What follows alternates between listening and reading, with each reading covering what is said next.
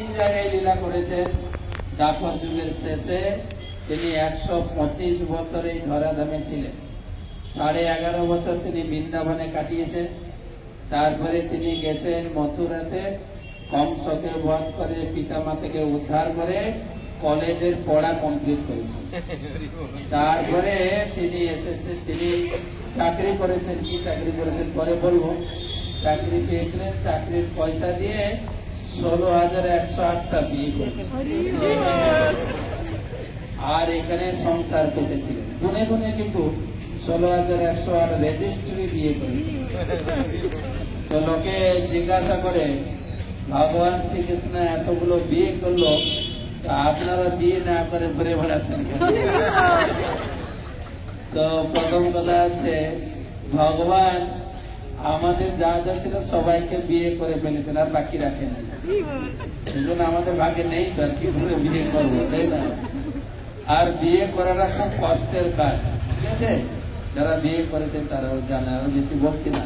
সেই জন্য ভগবান নিজেও বিয়ে করেছেন, সবগুলো বিয়ে সংগ্রাম করে বিয়ে করেছেন। আমরা আলোচনা করব ভগবানের বিয়ে সম্পর্কে। তো ভগবান এখানে তার গৃহস্থ লীলা মাত্র 100 বছর ছিলেন। এখানে 16,108 প্রাসাদে এবং 16,108 মহিষী, প্রত্যেক মহিষীর গর্ভে 10টি ছেলে আর একটি মেয়ে তিনি জন্ম দিয়েছিলেন। এ পুরো কমপ্লিট সংসার। আগে ছিল ছেলে মেয়ে নিয়ে সংসার, এখন হয়ে গেছে এক, তাই না? আমরা এক ছেলে বা একটা মেয়ে, কিন্তু ভগবানের পূর্ণ ছেলে মেয়ে মিলে পূর্ণ সংসার ছিল। এবং ভাগবতমে দশম স্কন্ধে, কার কার ভাগবতম আছে বাড়িতে? ভাগবতম গীতা না কি? ভাগবতম 18টা না কটা বই? 12টা বই, 18টা বই, 12টা স্কন্ধ। সেই গ্রন্থে ভগবানের পূর্ণ লীলা, 3 ধামের লীলা, বৃন্দাবন লীলা, মথুরা লীলা এবং দ্বারকা লীলা বর্ণিত রয়েছে। তো সেখানে এক একটা মহিষীর ছেলের মেয়েদেরও নাম আছে। 2টা পড়ি, আমাদের তো একটা ছেলে মেয়ে কি নাম দেবো খুঁজে পাই না, দেখি নাম দিয়েছেন কিনা। তো নাম দিয়েছেন এক একটা মহিষীর গর্ভে যে 10 জন ছেলে ছিল, সেই ছেলেদের নাম। প্রথম মহিষী ছিলেন রুক্মিণী, ছিল পাট মহিষী, সব থেকে বড়, শান্ত ধীর। বড় বউ একটু শান্ত ধীর না, 16,108টা বউকে সামলাবে, তাই না? বড় বউর উপরে নির্ভর করছে কিন্তু সংসার, বড় বউ। সেই জন্য বড় বউর ছেলেদের নামগুলো দেখতে আছে কিনা? রুক্মিণী ছেলেদের নাম,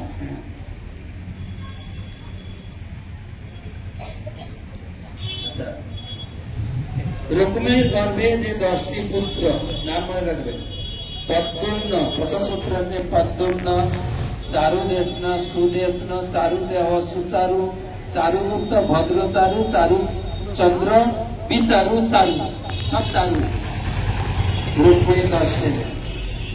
তারপরে দ্বিতীয় ছিল জাম্ববতী, জাম্ববতীর পুত্র ছিল সাম্য, সুমিত্র, পুরুজিৎ, শতজিৎ, সহস্রজিৎ, বিজয়, বিজয়কেতু, বসুমান, দ্রবিড় ও কটু।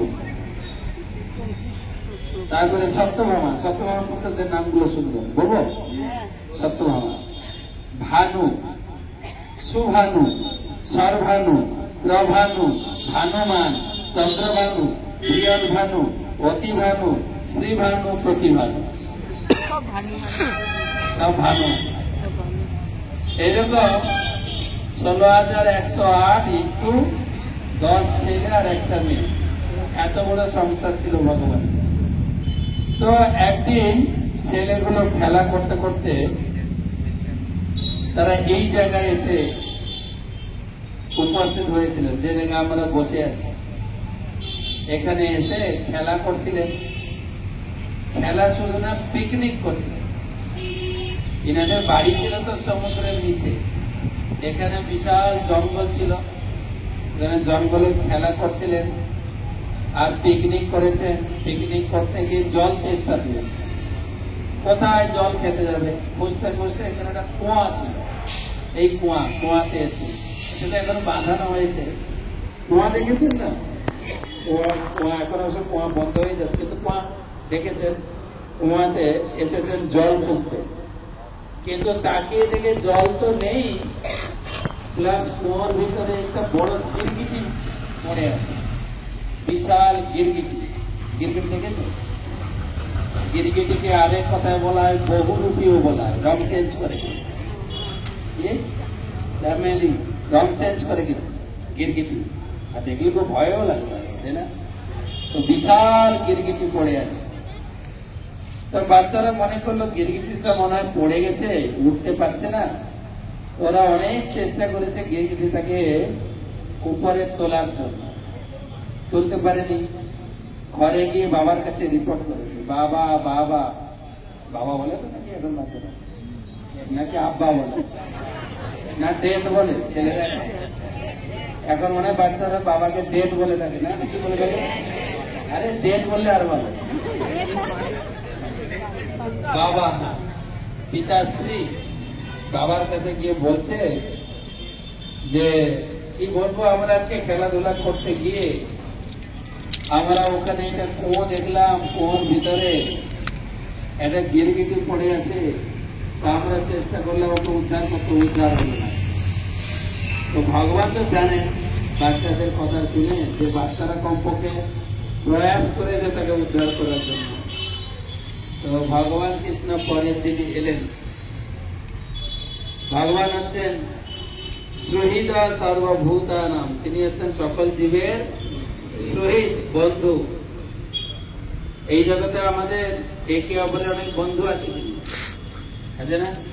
প্রাইমারি স্কুলে কিছু বন্ধু হয়েছিল, যখন হাই স্কুলে গেলাম প্রাইমারি স্কুলে বন্ধুরা, হাই স্কুল হায়ার সেকেন্ডারি স্কুলে কিছু নতুন বন্ধু এলো। আবার যখন কলেজে গেলাম এই বন্ধুগুলো চলে গেল। কলেজে বন্ধুর সঙ্গে কিছু বান্ধবীও জুটল। তো আবার কলেজ জীবন বা ইউনিভার্সিটি জীবন কাটানোর পরে গৃহস্থ জীবনে আরেক নতুন ধরনের বন্ধু বান্ধব থাকলে কিছু বন্ধু আসে আর যায়, কিন্তু ভগবান বলছেন আমি সবসময় আছি এবং থাকবো। শহীদম, আমি সকল জীবের শহীদ। আমরা যারা বৈষ্ণব মন্ত্রের দীক্ষা নিয়েছি, পঞ্চতত্ত্ব মন্ত্রে গিয়ে আমরা প্রার্থনা করি যে মহাপ্রভুর সামনে মহাপ্রভু বলছেন আমি বিনা বন্ধু আর ভগবান হচ্ছেন প্রকৃত বন্ধু, আর কেউ আমাদের বন্ধু না। হতে পারে যখন ইয়াং বয়সে কলেজ লাইফে ছেলে মেয়ের ভিতরে বন্ধুত্ব তৈরি হয়, তখন বলে তুমি তো আমার একমাত্র বান্ধবী। ওই একমাত্র এও থাকে না, কিছু একটা সময়ের জন্য, বিয়ের আগে বা বিয়ের পরে পর্যন্ত সে ভালোবাসাটা থাকে, আই লাভ ইউ, অনেক বন্ধুত্ব থাকে, কিন্তু আলটিমেটলি লাস্টে এই বন্ধুত্বটাও থাকে না। যখন বিয়ের কিছুদিন থাকে, যখন যখন স্বামী হয়তো চাকরিতে বা ব্যবসাতে গেছে, ঘর থেকে স্ত্রীর বন্ধুত্ব দেখায়, সারাদিনে কমপক্ষে 3 বার ফোন করে, কি গো জলটা দিয়েছি খেয়েছ তো? হ্যাঁ গো বেলা হয়ে গেল, দুপুরে টিফিনটা খাইছ? হ্যাঁ গো আই লাভ ইউ, তোমার ভালোর জন্য বলছি। হ্যাঁ গো, ওরা ভালোর জন্য বলে না, মহিলারা ভালোর জন্য বলে না। মহিলারা সন্দেহ করে আমাকে ছেড়ে অফিসে গেছে তো, ও আবার কার বলে পড়ে গেল না তো, টিউনি করে টিউনি। হ্যাঁ গো, আবার স্বামীও ঘরে ফোন করে, হ্যাঁ গো তুমি কোথায় আছো? কেন স্বামীও সন্দেহ করে ঘরে আর কোন রাবণ ঢুকে যাচ্ছে না।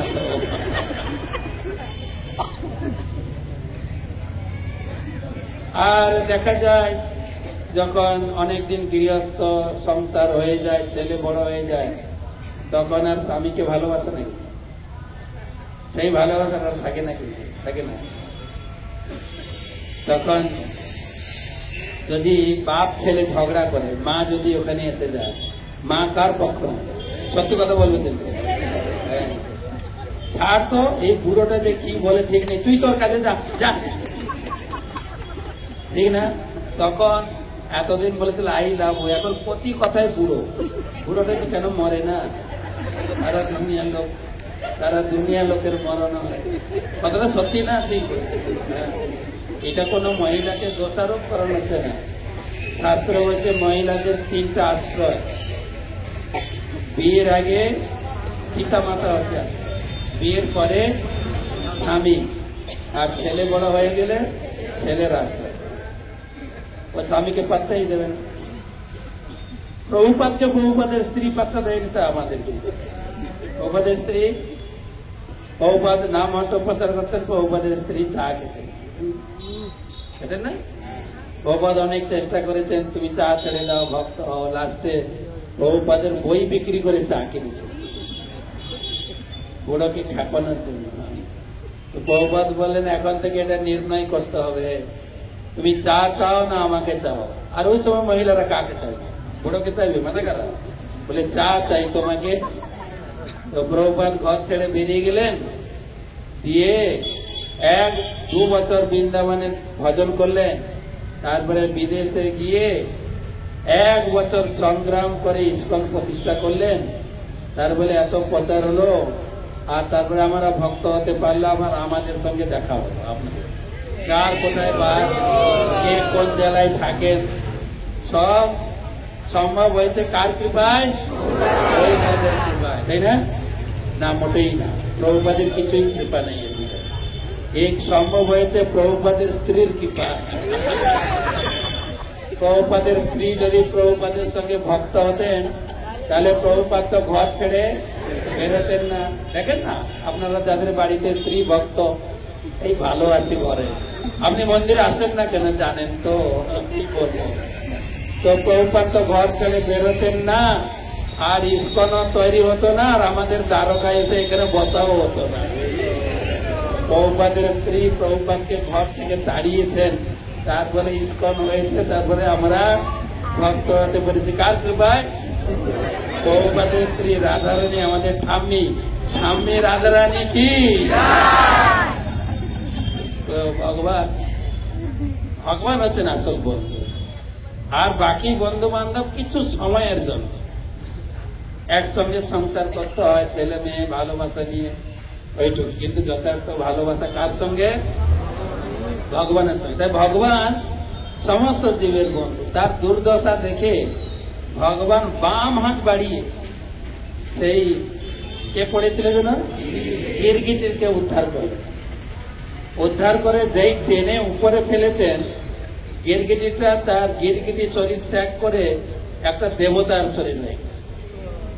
সুন্দর দেবতার শরীর, মুকুট পরে আছেন, সুন্দর আভূষণ রয়েছে। আর এখানে লিখেছেন, ভগবান জিজ্ঞাসা করছেন, হে মহাভাগ্যশালী, লাবণ্যময়, মনোরম দেহধারী, তোমার কি পরিচয়? তুমি কে? কেন এখানে গিরগিটি রূপে পড়েছিলে? কেনই বা এত বড় সুন্দর দেহ লাভ করলে? তোমার অবস্থান সম্পর্কে আমি একটু শুনতে চাই। তখন সেই গিরগিটিটা, এখন তো গিরগিটি নেই, এখন সুন্দর দেহধারী দেবরূপ হয়ে গেছে। ভগবানকে প্রণাম করে একদম মাথা ঠুকিয়ে প্রণাম করেছেন। আমাদের মতো আজও প্রণাম করেছেন।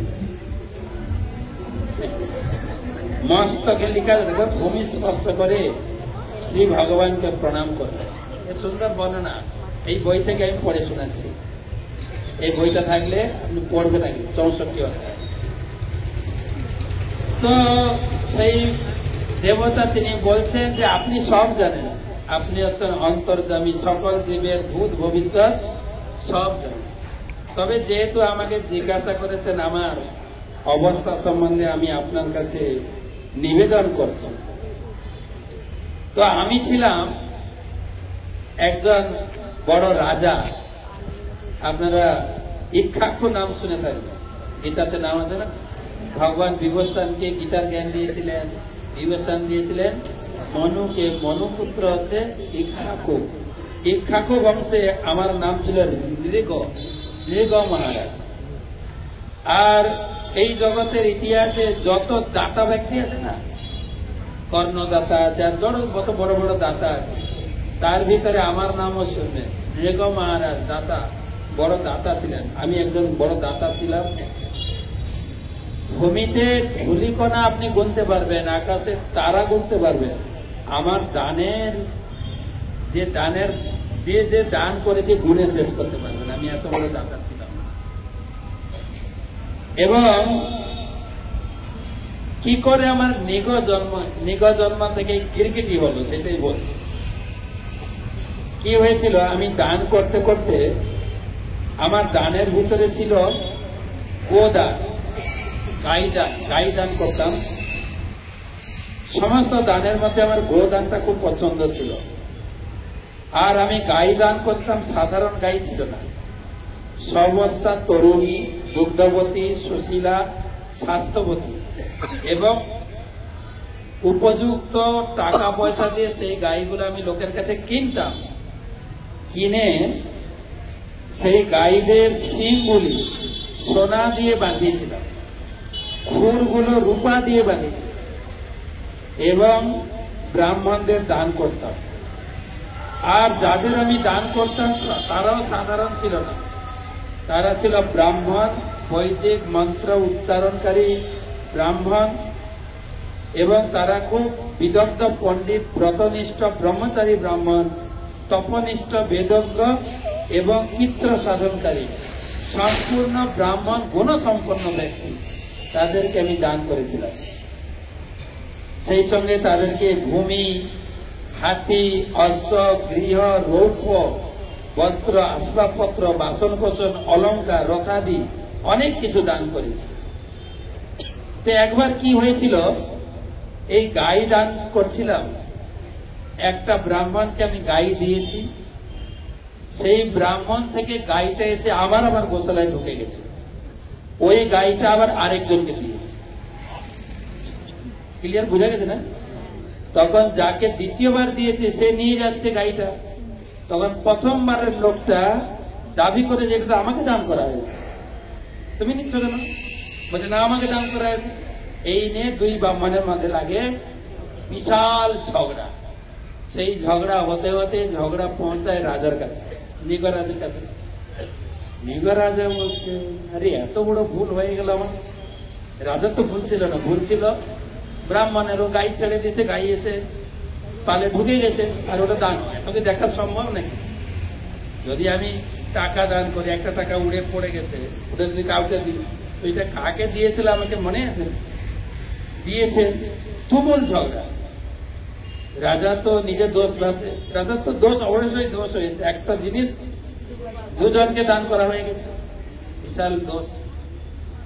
তখন রাজা দুজন ব্রাহ্মণকে ডেকে এবং অন্যান্য মন্ত্রী, পারিষদ, অন্যান্য বিদগ্ধ ব্রাহ্মণকে ডেকে দান কার্য বন্ধ করে দিয়ে মিটিং বসল। রাজা সবার সামনে ক্ষমা চাই, কেন একটা জিনিস দুবার দান হয়েছে, ভুল হয়েছে। রাজা বলতে পারবে না যে ভুল করে কেন ঢুকে, এটা বললে হবে না। কারণ দুবার দান হয়েছে মানে এখানে আরেকটা জিনিস ভুল আছে কি, আপনাকে দান করেছি, আপনার জিনিস আমার কাছে ঢুকে গেছে, আমি আরেকটা দান করতাম না, আপনার জিনিস আমি চুরি করলাম, এটা ঠিক কিনা? ওনার কাছ থেকে নিয়ে আবার দান করছে। এইটা ভারী অপরাধ। রাজা সবার কাছে ক্ষমা চাইলেন দুই ব্রাহ্মণের কাছে এবং ব্রাহ্মণদের বললেন, আপনারা এই একটা গাইয়ের বদলে আমি 1 লক্ষ গাই দেব, আপনারা মেনে নেন, আমাকে ক্ষমা করেন, মেনে নেন। দুই ব্রাহ্মণ যে দিকেও মানতে চাইলেন না, মানতে পেরে দুজনই গাই না নিয়ে রেগে মেগে চলে গেল। এই হলো অপরাধ। ঠিক আছে, ভগবান শ্রীকৃষ্ণ এই লীলার দ্বারা শেখাবেন যে এই দান ধ্যান কর্মকাণ্ড খুব সাবধানে করতে হবে। দান তাকেই করা উচিত কি করা উচিত গীতায় বলছে, যৎ করোসি, আরে আপনারা অনেকে গীতা করছেন লোক, যৎ করোসি যৎ অশ্নাসি যজ্জু হোসি দদাসি যৎ তপস্যসি কৌন্তেয় তৎ কুরুষ্য মদর্পণ। দান আর কাউকে করো না, ভগবান বলছেন আমাকে করো, আমার নাম প্রচারে করো দান। তো কেউ অভিশাপ দেয়নি, তারা ক্ষুব্ধ হয়ে চলে গেলেন। যথা সময়ে রাজার বয়স হলো, মৃত্যু হলো। মৃত্যুর পরে আমাদের সবাইকে যেতে হবে কাঠগড়ায়। কোথায় কোথায়? যমরাজের কাছে। আমরা এখানে হয়তো কে কি করছি এড়িয়ে যেতে পারি, কেউ আমাকে বুঝতে পারছে না আমি কি করছি, কিন্তু ভগবানের চোখে এড়ানোর উপায় নাই। তো আমাদের বাংলায় একটা কথা বলে, পালাবার পথ নাই, জম আছে পিছে না সামনেও আছে। প্রত্যেক আমার ক্লাস যারা শুনবেন, আমি অনেকবার আলোচনা করেছি, প্রত্যেকের সঙ্গে কতগুলো সিসি ক্যামেরা আছে? 13টা সিসি ক্যামেরা লাগানো যাবে। এখন তো সিসি ক্যামেরা শুরু হলো, এই সিসি ক্যামেরা সৃষ্টি দেখাই আছে। কটা সিসি ক্যামেরা? 13টা। ঠিক আছে, যেরকম কোন কোন বিচার হলে জিজ্ঞাসা করা হয় না, বিচারের প্রমাণ কি আমি চুরি করি, সিসি ফুটেজ আছে। পার্থ তাকে ধরেছে, সিসি ফুটেজ ধরেছে কিনা? হ্যাঁ, ভালো তো। হয়তো এদিক সেদিক দিয়ে আমরা পালিয়ে যেতে পারি, কিন্তু যমরাজের খাতায় এড়ানো যাবে না। সেখানে একদম সঠিক বিচার হবে। কিসের ভিত্তিতে বিচার হবে? সিসি ফুটেজ, সিসি ক্যামেরার সাক্ষীর বিচারে। ভাগবতমের 6ষ্ঠ স্কন্ধে পড়বে অজামিলের কাহিনী। সেখানে যমরাজ নিজে বলছে প্রত্যেক লোকের পিছনে কতগুলো ক্যামেরা আছে? 13টা। এখন তো তবু দোকানে ঢুকলে, অফিসে ঢুকলে লিখে দেয় সিসি ক্যামেরা আছে, আগে থেকে সাবধান করে দেয়। আমাদের এখানে ভগবানের কোনো সাবধান নেই, কিন্তু সাবধান হচ্ছে শাস্ত্রবাণী, সাবধান থেকে। তো আবার এই সিসি ক্যামেরা তো সরকার দেয় না, মন্ত্রীরা তো লাগায় নাকি? যে অপরাধ করলে, পাপ করলে যে জেলে যেতে হবে, আমরা না হয় জানি না, কিন্তু মন্ত্রী লোক জানে কিনা? জানে কিনা? তারাই নিয়ম করেছে, তারা জানে কিনা? তো তারা কি করে ভুল করে? তারা কি করে ভুল করে? আমরা কালকে আহমেদাবাদ মন্দিরে আমাদের ক্লাস, যেখানে আপনার প্রসাদ খেয়ে এলেন, সেই ইয়েতে গোশালাতে, ওখানে বড় একটা অনুষ্ঠান ছিল কালকে বিকেলে, গেছিলাম। ওখানে বলছিলাম যে আজকে, গতকালকে হচ্ছে মহাষ্টমী, আজকে হচ্ছে মহানবমী। সবাই বলেন তো দুর্গা দুর্গা দুর্গা দুর্গা, দুর্গা না দুর্গা, সবাই একসঙ্গে দুর্গা দুর্গা দুর্গা দুর্গা। আমরা বাংলার লোক না, আপনারা দুর্গা পূজা বাদ দিয়ে চলে এসেছেন, মা রাগ করবে না? মায়ের পূজা করতে হয় নাকি আমরা কৃষ্ণ ভক্ত হয়ে গেছি বলে মা বাদ যাবে না? মা কৃষ্ণ ভক্তির সঙ্গে খুব যুক্ত, কিন্তু মা কৃপা করলেই না কৃষ্ণ ভক্তি পাবে। মা কৃপা করলে, মা এই জগতে আছেন, মায়ের নাম হচ্ছে দুর্গতি নাশিনী, সেই জন্য তার নাম দুর্গা। দুর্গ মানে হচ্ছে জেল, জেলকে সংস্কৃত বলে দুর্গ। যারা জেলে কাকে যেতে হয়? যারা অপরাধ করে, সরকারের নিয়ম মানে না, তাদেরকে জেলে যেতে হয়। ঠিক এই জগৎটা, এই যে জগৎ পৃথিবী, এটা একটা জেল। কিসের জেল? ভগবানের সৃষ্টির মধ্যে এটা জেল। আমরা ভগবানকে ভুলে গেছি, ভগবানের আইনকে অমান্য করেছি, যার জন্য আমাদেরকে জেলে আসতে হয়েছে। এটা ভালো জায়গা না, কিন্তু যেখানে আপনি কলকাতায় থাকুন, মেদিনীপুরে থাকুন আর মালদায় থাকুন, জায়গা কিন্তু ভালো না। এটা হচ্ছে জেল। সব সময় আমাদেরকে জেলের ইনচার্জকে বলা হয় জেলার সাহেব, ঠিক আছে? জেল সুপারিনটেন্ডেন্ট বা জেল মন্ত্রী, জেলার সাহেব। জেলটা বাংলা বলে সংশোধনাগার, জেল। আর জেলকে সংস্কৃত বলে দুর্গ। তাই দুর্গের মালকিন, সেই জন্য তার নাম দুর্গা। তিনি ত্রিশূল দিয়ে সবাইকে বধ করে রেখেছেন। ত্রিশূল, ত্রিশূল আছে না, ত্রিশূল তিনি মহিষাসুরকে মেরেছেন। মহিষের পেটে তার জন্ম হয়েছিল বলে তার নাম মহিষাসুর। আমরাও সব অসুর, সব অসুর আমরা, যেহেতু এখন একটু একটু ভক্ত হওয়ার চেষ্টা করছি, সব অসুর। তো আমাদেরকে ত্রিশূল, দেখেন তো ত্রিশূল দিয়ে আমাদেরকে মেরে রেখেছেন কিনা। প্রথম শূল হচ্ছে, প্রথম শূল আদি দৈবিক জ্বালা। আদি দৈবিক মানে উপর থেকে যে দুঃখ নেমে আসে উপর থেকে, যেরকম করোনা, যেরকম ভূকম্প, আইলা, সুনামি, ফনি, আমফান, নাম শুনেছেন না? এগুলো আমরা কেউ আটকাতে পারি না। তবে আমফান আপনারা পেয়েছেন, ফনি পাননি কিনা? ফনির সময় একটা কার্টুন এসেছিল আমার কাছে, আমাদের দিদি, সম্মানিয়া দিদি, হ্যাঁ, এটা ঝাড়ু নিয়ে নবান্নের উপরে উঠে গেছে। এই ফনি আসবি না, ছেঁটিয়ে তাড়িয়ে দেবো। তো দিদি ছেঁটিয়ে তাড়িয়ে দিয়েছেন। ফনিয়ার বাংলায় আছে, আমফান আমরা পেয়েছি ফনিয়ার। এগুলো হচ্ছে আদি দৈবিক জ্বালা, যেগুলো উপর থেকে আসে, আমরা এগুলোকে সহ্য করতে হয়। এগুলো থেকে মুক্ত আমরা, মুক্ত আমরা না।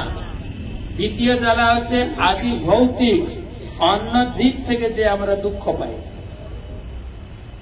অন্যের কাছ থেকে দুঃখ পাই, সবার কাছ থেকে। অন্য প্রাণী যেরকম সাপে কামড়ায়, মশা কামড়ায়, বিচ্ছু কামড়ায়, আর আমাদের সমাজের লোকগুলো কামড়ায়, দুঃখ দেয়। দুঃখ দেয় কিনা? সমাজের লোক, আত্মীয় লোক, নিজের লোক দুঃখ দেয় কিনা বলেন? স্বামী দুঃখ দেয় কিনা? স্ত্রী দুঃখ দেয় কিনা? না, স্ত্রী সবসময় আই লাভ ইউ বলে। দুঃখ দেয় না? দুঃখ দেয়, হ্যাঁ কিনা? আরে আপনারা বিয়ে করেছেন, আপনারা বলবেন তো, লজ্জা কিসের এখানে? এত সত্য কথা বলতে দুঃখ দেয় না? গোপাল দাসের একটা গান আছে, এমন মানুষ পেলাম না যে, যে আমায় ব্যথা দিল না। সবাই ব্যথা দেয়, এটা হচ্ছে আদি ভৌতিক জ্বালা। তবে বাইরের লোক ব্যথা দিলে অতটা ব্যথা মনে হয় না, যখন নিজের লোক ব্যথা দেয়, তাই না? আমার জানি উচ্ছা তিত, কিন্তু করলা তিত, কিন্তু খুব আনন্দ করে খাই। করলা যত তিত হবে তত টেস্ট, ঠিক না? কিন্তু ঝিঙ্গা শশা যদি তিত হয়, তাই না? সেই জন্য বাইরের লোক দুঃখ দিলে অত লাগে না। যদি নিজের লোক দুঃখ দেয়, শশা আর যদি ঝিঙ্গা তিত হয়, বাবা তুমি এরকম দুঃখ দিলে, ঠিক না?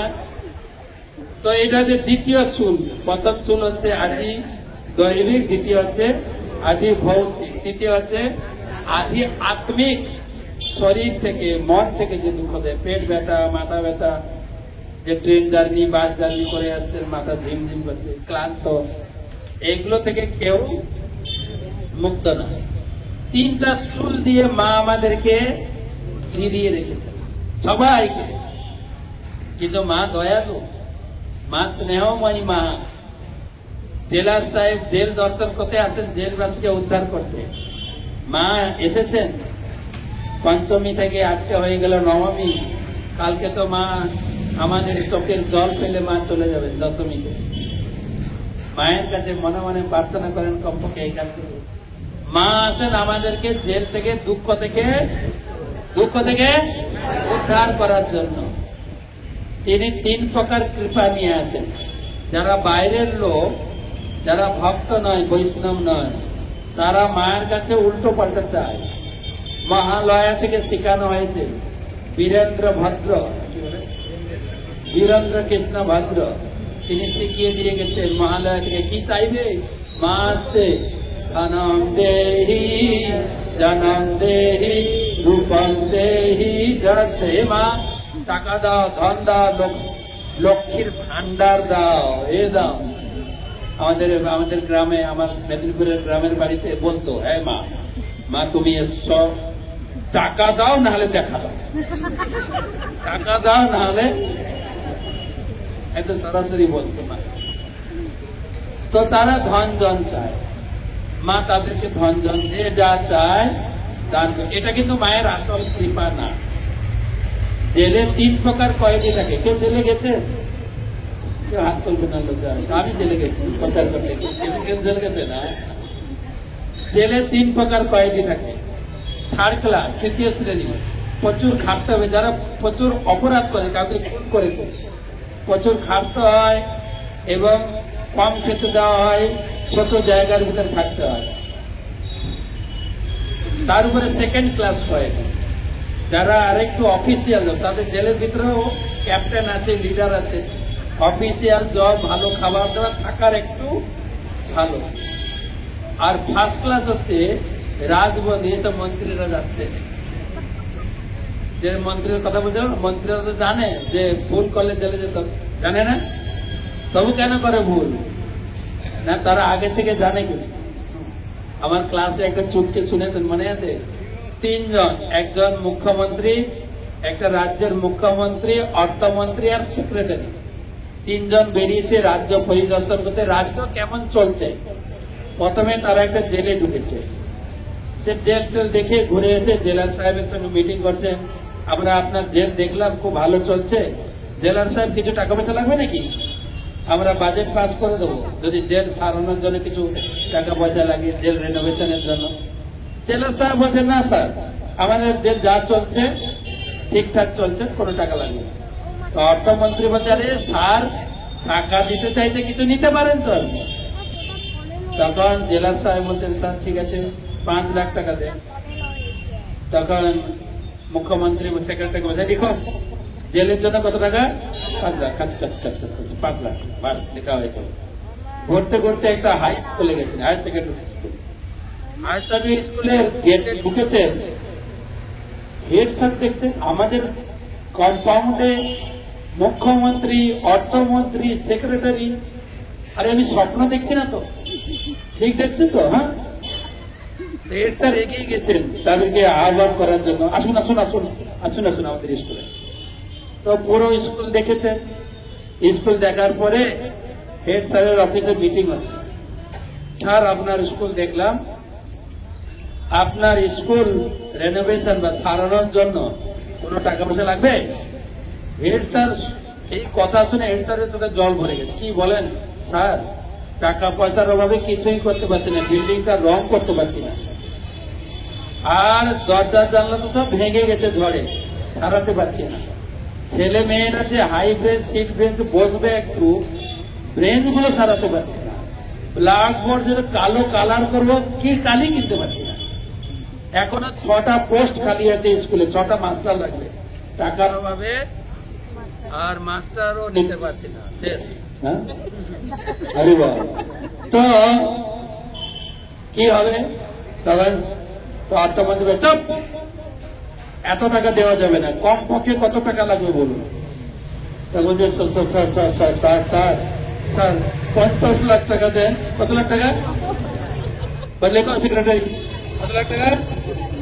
50। এবারে সংসদে ফিরে গেছেন, বাজেট পাস হচ্ছে, বাজেট পাস হয়ে গেল, স্কুলের জন্য 5 লাখ, জেলের জন্য 50 লাখ। ঠিক আছে না? ঠিক আছে না? হ্যাঁ, উল্টো হয়ে গেছে। তো অর্থমন্ত্রী জিজ্ঞাসা করছেন, স্যার বাজেটটা তো উল্টো হয়ে গেল। বলে, চুপ করুন, এটা যদি আপনি বুঝতে পারতেন তাহলে আমার গতিতে আপনি বুঝতেন। বলছে, মানেটা কি? বলে, বুঝেন না নাকি? আপনি এটা বুঝেন না? স্কুলে পড়াশোনা করে চলে এসে স্কুলে আর যাবো না, জেলে যেতে হলেও যেতে হতে পারে, আগে থেকে সব ঠিকঠাক করে রাখি। ওরা জানে আগে থেকে জেলে যাব। তো 3 প্রকার কয়েদি থাকে, থার্ড ক্লাস, সেকেন্ড ক্লাস আর। তো মা এসছেন আমাদের উদ্ধার করার। কোন প্রকার কয়েদি ভালো? Third class, second class, first class? কোন ক্লাস? হ্যাঁ, সবাই ফার্স্ট ক্লাস হতে চাইছে। কোন কয়েদি ভালো না। কয়েদি কয়েদি আমাদের জেলখানা থেকে উদ্ধার হতে, আমরা সবাই ফার্স্ট ক্লাস হওয়ার চেষ্টা করছি। আমি গরিব, আমার টাকা পয়সা দরকার, আমার ছেলে মেয়ে চাকরি পায়নি, চাকরি পাওয়া দরকার, মানে থার্ড ক্লাস থেকে আমি ফার্স্ট ক্লাস হতে চাইছে। আর মার কাছে সেটাই চাইছে, আমাকে টাকা দাও, পয়সা দাও, ঘর দাও, বাড়ি দাও, সবাই চাইছে। তো মা বলছে, তুমি তাহলে জেলেই থাকো। থার্ড ক্লাস থেকে সেকেন্ড ক্লাস থেকে ফার্স্ট ক্লাস। কিন্তু ভক্তরা এটা চাইবে না। ভক্তরা মায়ের কাছে কি চাইবে? কৃষ্ণ ভক্তি। ভাগবতম একটা শ্লোক আমি গ্রুপে ছেড়েছি, যারা আমার সঙ্গে যুক্ত আছেন সেই শ্লোক পেয়েছেন। সেই শ্লোক পেয়েছেন না? কাত্তায়নী মহামায়ে মহাযোগী নন্দেশ্বরী নন্দ গোপস্পুপম দেবী পতিং মে কুরুতে নমঃ।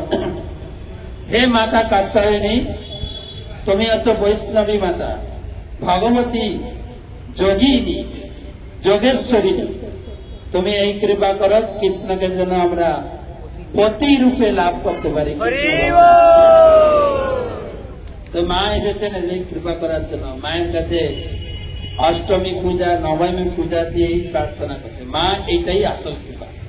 মা চান জেলবাসীরা সব উদ্ধার হয়ে যায়, আর মা সেই জন্য আমাদের উদ্ধারের জন্য প্রসাদের ব্যবস্থা করে গেছে। মহাপ্রসাদ যে খাচ্ছি, এই যে যেখানেও মন্দিরে খান বা ঘরে খান, এই প্রসাদ ব্যবস্থা মা করে দিয়ে গেছে। যদি কখনো সময় হয় শোনাও, এই কাহিনী আপনারা জানেন।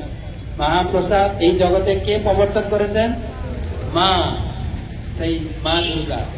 তিনি হচ্ছেন অন্তরঙ্গা শক্তি একদিকে, অন্যদিকে তিনি হচ্ছেন মহামায়া দুর্গা শক্তি। তো যাই হোক, ভগবান এই পন্থা রেখে গেছেন। এই জেলখানা থেকে উদ্ধার হওয়ার জন্য চৈতন্য মহাপ্রভু তিনটা পন্থা দিয়েছেন। বলো কৃষ্ণ, ভজ কৃষ্ণ, কর কৃষ্ণ শিক্ষা। বলো কৃষ্ণ মানে কৃষ্ণ নাম জপ, ভজ কৃষ্ণ মানে কৃষ্ণ পূজা, কর কৃষ্ণ শিক্ষা মানে গীতা ভাগবত পড়া।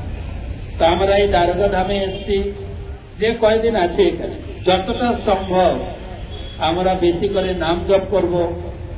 সময় পেলে কৃষ্ণ বই পড়ুন, যাদের কৃষ্ণ বই নিয়েছে কৃষ্ণ বই পড়ুন, এবং যতটা পারে ভগবানকে দর্শন করবেন, প্রার্থনা করবেন, হরি নাম করবেন। যতটা হরি ভজনের মধ্যে থাকতে পারে, নিজেদের ভিতরে তর্ক বিতর্ক ভুল ভ্রান্তি হতে পারে। এতজন লোক চলতে গেলে ঠেলাঠেলি হবে, মন্দিরে ঢুকতে গেলে, খেতে বসতে গেলে একটু আগু পিছু হবে, হবে তো নাকি? এত লোক, সেই জন্য। আর আমাদের অভ্যাসটা কম আছে। আগেকার দিনে অভ্যাস ছিল জয়েন্ট সংসার, হ্যাঁ, একটু আগু পিছু করে খেতাম। এখন তো নিউক্লিয়ার সংসার না, হাম দো হামারা একসঙ্গে খাবো, সেটা না হতে পারে। সেই জন্য যতটা সম্ভব ধামে মানিয়ে নেওয়া, তারপরে যতটা সম্ভব আমরা কৃষ্ণ চিন্তা কৃষ্ণ ভক্তি নিয়ে থাকবো। তো আমরা ফিরে আসি নিগড় পক্ষান। তো ভগবান তাকে উদ্ধার করলেন। তো এই হচ্ছে তার মৃত্যুর সময় যমরাজের কাছে গেছে। কে গেছে যমরাজের কাছে? কে গেছে? নৃগ মহারাজ। তো রাজা বলছেন যে, যমরাজ বলছেন যে তোমার প্রচুর পুণ্য তুমি অর্জন করেছো, প্রচুর পুণ্য।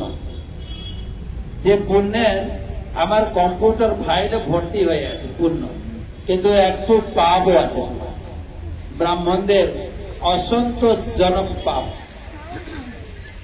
তো সেই জন্য তুমি এখন কোনটা আগে নেবে? আগে পাপ ভোগ করবে না আগে পুণ্য ভোগ করবে? রাজা বলছেন আগে পাপটা ভোগ করতে দিই। তখন যমরাজ সঙ্গে সঙ্গে তাকে এই গিরগিটি শরীর, তখন থেকে আমি গিরগিটি শরীর ধরে পড়ে আছি। কিন্তু সৌভাগ্যক্রমে আমার গিরগিটি শরীর এইখানে হয়েছে, যার ফলে আপনাকে দর্শন করার সৌভাগ্য আমি অর্জন করলাম। আপনার স্পর্শ পেয়ে আমি আমার সেই পাপ জীবন থেকে উদ্ধার পেয়ে গেছি। হরি বল। তো ভগবান এই লীলার দ্বারা তিনি সমস্ত তার পরিবারদের শেখাচ্ছেন। কেউ তো উদ্ধার হয়ে ভগবানকে প্রণাম করে স্বর্গে চলে গেলেন। এবারে তার নিজের বংশ ভগবান কৃষ্ণ বংশদের বলছেন, সেই সময় ভগবান শ্রীকৃষ্ণ তার পরিবারবর্গ ক্ষত্রিয়দের উপস্থিত ছিলেন। তিনি ক্ষত্রিয় লীলা করছিলেন। নিগরাজের চরিত্র থেকে তিনি শিক্ষা দিয়ে বললেন যে আমাদের ব্রাহ্মণদের অত্যন্ত সম্মান করা উচিত। ব্রাহ্মণদের জন্য কখনো আমরা তাদের অসন্তোষের কারণ না হই। ব্রাহ্মণদের অসন্তোষ করা বিষ পান করে আত্মহত্যারই সমান। তাই কেউ যদি ব্রাহ্মণের চরণে অপরাধ করে, ভুল করে, তার উদ্ধারের কোনো উপায় নাই। এই হচ্ছে উজ্জ্বল দৃষ্টান্ত নিগরাজ। তাই এই নিগরাজ ছিলেন অত্যন্ত পুণ্যবান, কিন্তু অজ্ঞানবশত ব্রাহ্মণের গাভী আত্মসাৎ, এখানে অন্য সেন্সে বলা হচ্ছে, কিন্তু তিনি তো দান দিয়ে দিয়েছিলেন ব্রাহ্মণকে, সেই গাভীটা এখন কার? যাকে দান দিয়েছে তার। কিন্তু সেই গাভীটা অন্য আরেকজনকে দান করতে পারে কি করে? তার মানে চুরি করেছে, আত্মসাৎ করে। ব্রাহ্মণের গাভী আত্মসাৎ করার ফলে তাকে গিরগিটিতে পরিণত হতে হয়েছিল। সাধারণ বিষ পান করলে তার উদ্ধার আছে, কিন্তু ব্রাহ্মণ চরণে অপরাধ করলে তার উদ্ধার নেই। তাই ব্রাহ্মণের সম্পদ স্পর্শ করলে, অপহরণ করলে সে বংশ পরম্পরায় বিনাশ প্রাপ্ত হয়। বল প্রয়োগের দ্বারা ব্রাহ্মণের সম্পদ যদি কেউ হত্যা করে, বিগত 10 বংশ পরম্পরা, ভাবি 10 বংশ পরম্পরা নরকে পতিত হতে হবে। তো প্রভুপাদ বলছেন, যদিও কলিযুগে এই ধরনের ব্রাহ্মণের অভাব, কেননা কলিযুগে ব্রাহ্মণের শক্তি হারিয়ে গেছে। হয়তো আমাদের গ্রুপে অনেকে ব্রাহ্মণ আছে, অন্যভাবে নেবেন না। শাস্ত্রে যেভাবে বর্ণনা আছে যে দক্ষ যজ্ঞতে শিব দক্ষ যে ঝগড়া লেগেছিল, সেখানে দক্ষের লোকেরা শিব ভক্তদের অভিশাপ দেয়, শিব ভক্তরা ব্রাহ্মণদের অভিশাপ দেয়। সেই অভিশাপে দেখা গেছে শিবের ভক্তরা পুরো ব্রাহ্মণ সমাজকে অভিশাপ দিয়ে দিয়েছে যে ব্রাহ্মণের ব্রাহ্মণত্ব থাকবে, পৈতাটা থাকবে, কিন্তু সাধারণ মানুষের মতো হয়ে যাবে। সাধারণ মানুষ যা করে, যা খায়, যেভাবে চলে, সাধারণ মানুষ চাকরি করে তারাও চাকরি করবে, সাধারণ মানুষ বিজনেস করে তারাও বিজনেস করবে, সাধারণ মানুষ মাছ মাংস খায় তারাও মাছ মাংস করে, কোনো আলাদা থাকবে না। এটা শিব ভক্তরা অভিশাপ দিয়েছে ৪র্থ স্কন্ধে বাড়বে। সেই জন্য ব্রাহ্মণ এখন সাধারণ হয়ে গেছেন একদম। সেই জন্য সেই ধরনের হয়তো ব্রাহ্মণ খুঁজে পাওয়া যায় না। তথাপি ব্রাহ্মণ দেখা মাত্রই সম্মান করা উচিত। কেন ব্রাহ্মণ বিচারে বলা হয়েছে ব্রাহ্মণস্য মুখত আসিত, ভগবানের বিরাট শরীর থেকে ব্রাহ্মণের জন্ম হয়েছে ভগবানের মুখ থেকে। বলা হয়েছে পুরাণে, আপনি যজ্ঞ করেন না, যজ্ঞে ঘি ঢালেন না, ঘি স্বাহা ইদম কৃষ্ণায় ইদম নমঃ, সেই যজ্ঞে ঘি ঢালার থেকে ব্রাহ্মণের মুখে হালুয়া পুরি দেবেন, বড় যজ্ঞ। অর্থাৎ ব্রাহ্মণ বৈষ্ণবকে ডেকে যদি প্রসাদ ভক্ষণ করার, যজ্ঞের থেকে আরো বড় পুণ্য হবে আপনার। সেই জন্য ব্রাহ্মণকে সম্মান করবে। যদিও এখন অনেক সময় হয় কি, আমরা 2-4 দিন এই বৈষ্ণব ধর্মে প্রবেশ করে ব্রাহ্মণের নিন্দা করতে শুরু করি। না, ব্রাহ্মণের জন্ম হয়েছে ভগবানের মুখ থেকে, ক্ষত্রিয়ের জন্ম হয়েছে ভগবানের বাহু থেকে, বৈশ্যের জন্ম হয়েছে যারা বিজনেসম্যান করে, যারা বৈশ্যের জন্ম হয়েছে ভগবানের উদর বা পেট থেকে বা জাহ্নু থেকে বলা হয়। আর শূদ্রের জন্ম হয়েছে চরণ থেকে, ভগবানের চরণ থেকে। ব্রাহ্মণের কাজ হচ্ছে ভগবানের সেবা করা। ব্রহ্ম জানা ইতি সব ব্রাহ্মণ, সে ব্রহ্মকে জান। বর্তমান ব্রাহ্মণ তো কালী দুর্গা পূজা করে। কালী পূজা কে করতো? কলকাতার কালী পূজা কে করতো বলেন তো? ডাকাত করতো। ফাটাকেষ্ট না, কে করতো? ফাটাকেষ্ট ডাকাত করতো। কালী পূজা কেন ব্রাহ্মণ করতে যাবে? তো ব্রাহ্মণ কেবলমাত্র ব্রহ্ম বা ভগবানের পুজো করবে ব্রাহ্মণ, তাকে বলবে ব্রাহ্মণ। ব্রহ্ম জানা ইতি ব্রাহ্মণ, গীতায় বলা হয়। আর ক্ষত্রিয় দেশ রক্ষা করবে, যারা রাজনৈতিক নেতা সমাজে রক্ষা করবে। আর বৈশ্যরা বিজনেস করে সমাজকে বিজনেসের অর্থ সাপ্লাই দেবে। আর শূদ্ররা করবে চাকরি। শূদ্ররা করবে চাকরি। তো ব্রাহ্মণ কি করবে? ভগবানের পূজা করবে। আমাদের গ্রামের পাশের গ্রামে একটা ব্রাহ্মণের বিয়ে এসেছিল, ছেলে। তো কন্যা পক্ষ থেকে দেখতে এসছে। ব্রাহ্মণের বাড়িটা, যে ছেলে পক্ষের বাড়ি, খুব ধনী, টাকা পয়সা, বাড়ি ঘর, ছেলেও শিক্ষিত আর সুঠাম দেহ, খুব সুন্দর দেখতে ছেলে। তো কন্যা পক্ষের ছেলে পছন্দ হয়ে গেছে, বাড়ি পছন্দ হয়ে গেছে, খাওয়া দাওয়া হচ্ছে।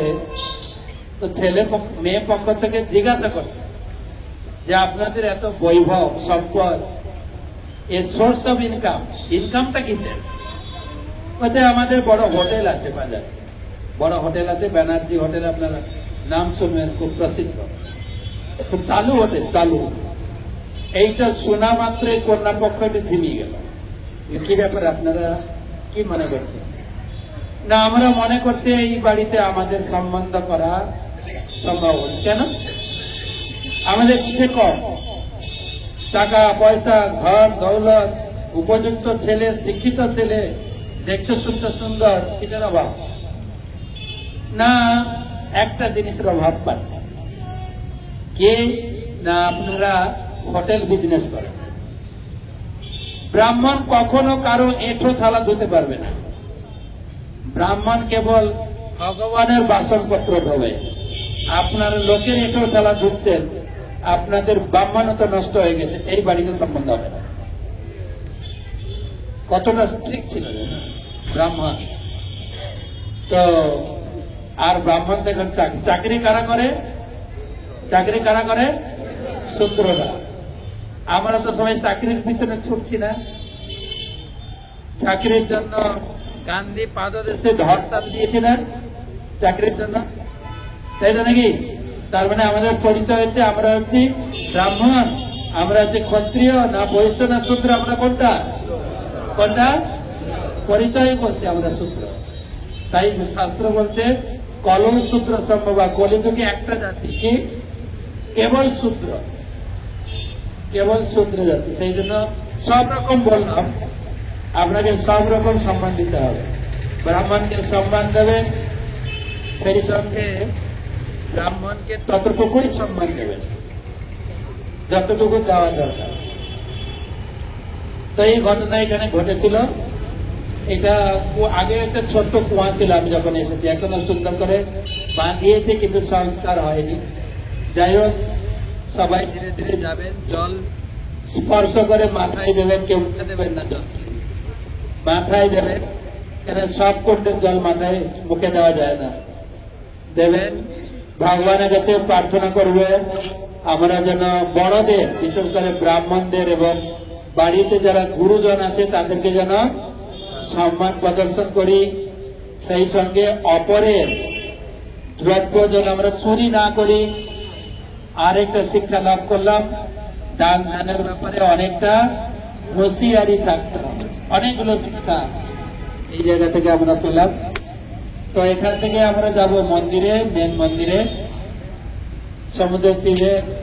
আপনাদের ওখানেও বলেছি পঞ্চ পাণ্ডব কুয়া কিন্তু নদীর ওপারে খোলা আছে, রাত্রি 10টা 11টা পর্যন্ত যেতে পারেন।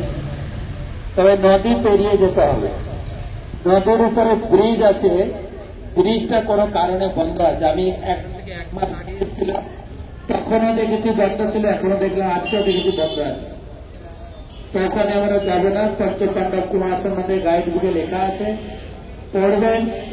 আমরা যেখানে আছি ওখান থেকে মন্দির বা নদী 3 কি 4 মিনিটের রাস্তা। দেখেছেন? যখন সুযোগ পাবেন একবার গিয়ে দেখে আসবেন।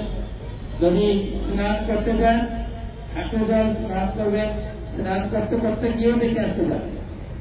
আর না